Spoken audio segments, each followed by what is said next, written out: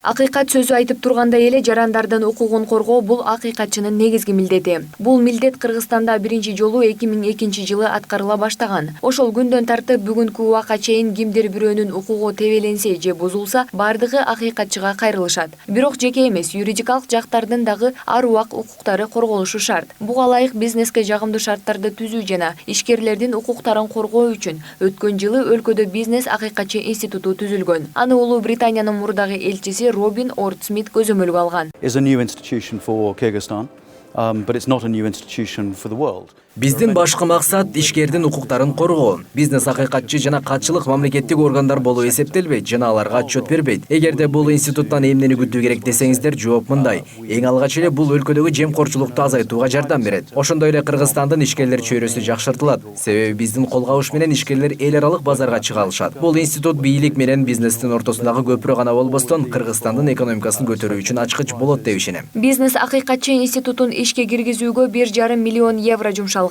Каражаттар Европа реконструкциялоо жана өнүктүрүү банкы тарабынан бөлүнгөн. Айта кетчү нерсе, эми Кыргызстанда өкмөт менен, бийлик менен бизнес коомчулугунун сүйлөшүүсү, диалогу абдан жакшы өтүп атат.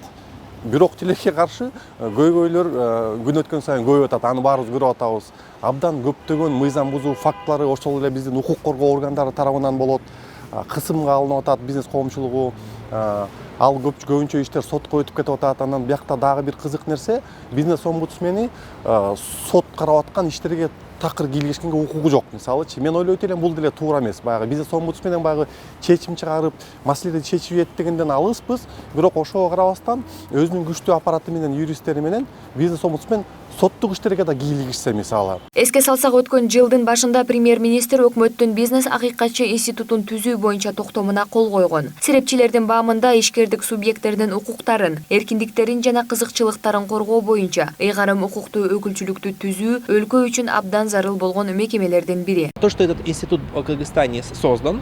Бизнес акыйкатчы институту башка өлкөлөрдө көп жана дагы ийгиликтүү көрсөткүчтөрдү берип жатат. Анын милдети мамлекеттик органдардан укук бузуулардан коргоо эмес, жарандык коо менен дагы тил табышуу болуп саналат. Себеби ишкерлер канча көп пайызда түзсө, жумушчу орундар дагы ошончо пайызга көтөрүлөт. Ошондуктан бул жарандык коомго дагы абдан маанилүү. Бизнес акыйкатчы кызматы жобого ылайык ишкерлердин арыздаттанууларын угуп, мамлекеттик органдарга кайрылуу менен көйгөйдү чечүүнүн үстүндө иштейт. Башкача айтканда, бийлик менен бизнестин ортосундагы ортомчу болуп саналат. Белгилей кетсек, бизнестин аркыл багытын коргоо үчүн буга чейин азыр деле ар кандай ассоциация, клубтар түзүлүп келе жатат. Анын бардыгынын максаты өз кызыкчылыктарын коргоо жана өлкөдө бизнес багытын туура жүргүзүү. Ал эми жаңы түзүлгөн бизнес институтунун ишмердүүлүгү жогоруда айтылган клуб, топ, ассоциациялардан айырмасы болуш керек дешет айрымдар. Ал эми башка өлкөлөрдө бизнес омбудсмен кандай тартипте иш алып барат? Мисалы, биз азыркы күндө бул бизнес омбудсмен идеясы ошол соода палатасынын